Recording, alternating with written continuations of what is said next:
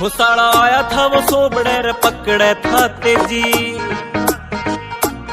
नु बोला आज तो जीजा पक्की पीऊं अंग्रेजी।